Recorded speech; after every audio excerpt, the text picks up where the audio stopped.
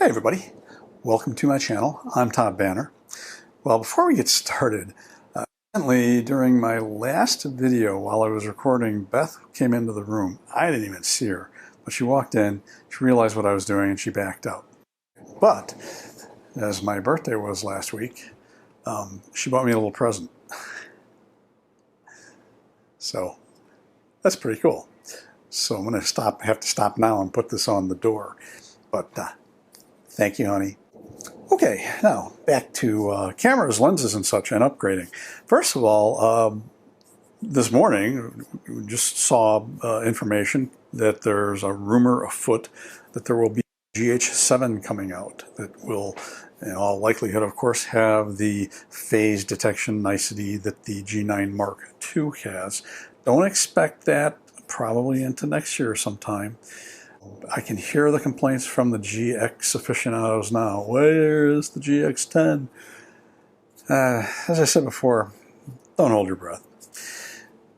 And these rumors, I always wonder about where these rumors come from. I'd be honest with, when I was in sales, and for a time, actually for 8 years, I worked for the Life Science and Research Imaging division of Fujifilm.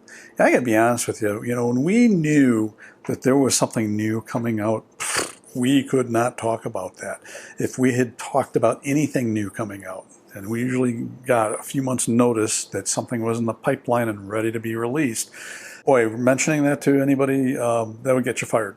So I always wonder where these things come from, or maybe they're intentional, who knows.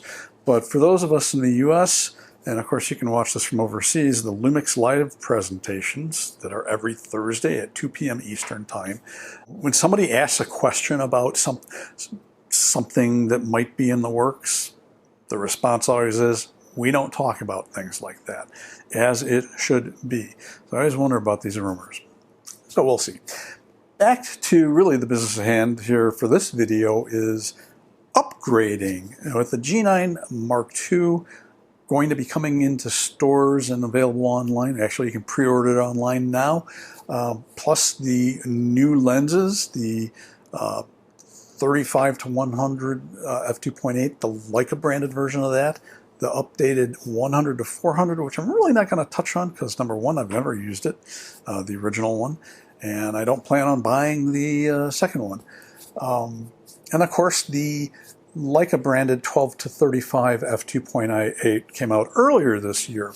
So I'm going to talk a little bit about this. And actually, I got a question really. Somebody who has a G85 and wondering about upgrading, and should they upgrade to the existing G9, the original, right now, and or they should think about upgrading to the G9 Mark II.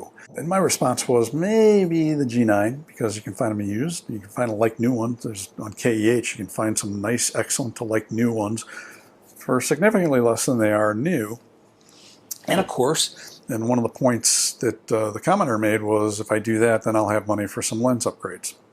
So probably at this point, if you're not a professional, if you are an enthusiast or advanced amateur and you're using one of the older G bodies, boy, there's going to be some great deals on the G9, the original G9. The thing is,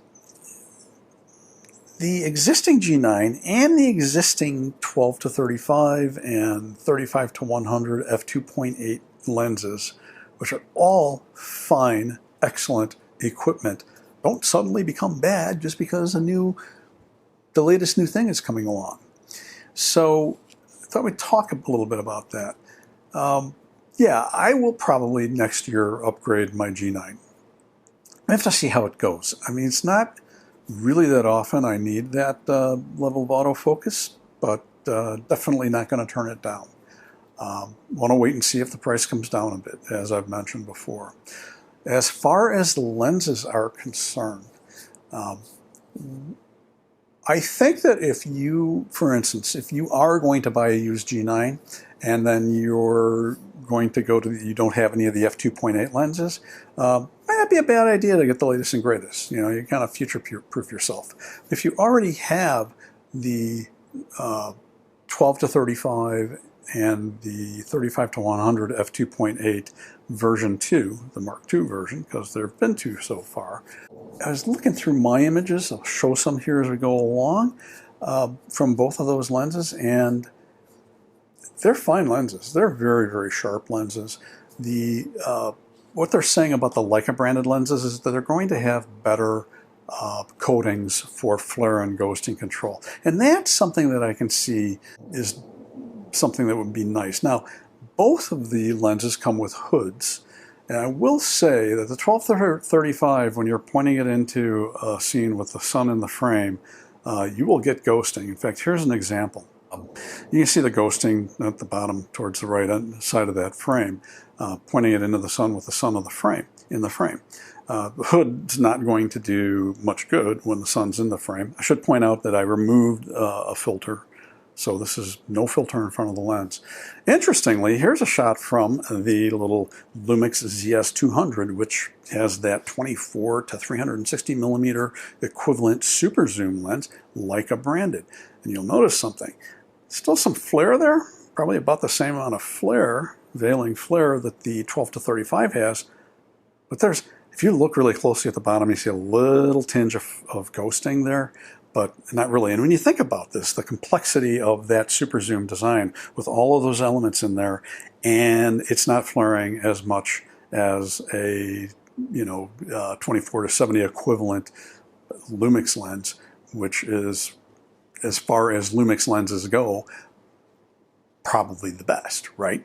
So there's no question in my mind that you're going to get better flare control and ghosting control with the new lenses. For me, that's just not worth taking the hit that I would take in selling these lenses and getting the Leica branded one. If you know your equipment and you know your equipment's strengths and you know your equipment's weaknesses, you can shoot around that. So I just make sure that, if I'm shooting into the sun, I take the filter off and I try. Usually if I'm in a woodland and the sun's in the frame, I try to move so that the sun's behind a tree branch or something. That greatly reduces that problem. Anyway, these are my thoughts on the matter. Again, I think that if you have the existing lenses and you're happy, why go to the whole rigmarole of selling them and then taking a hit because you're not going to get what you probably want to get for those, and then going to these shiny new objects. It's a little different with the cameras. I think that the phase detect is definitely something that is worth the upgrade, in my opinion. If you have money burning a hole in your pocket and can afford it, why not do it now? If not, do what I do. Wait, watch the prices. When they drop a bit, that's when you do it. So those are my thoughts on upgrades. Hopefully that is useful to you, interesting. If it was, hit that like button. It's a big help to me. And hey, subscribers are always welcome. Thank you for everybody who's subscribed so far.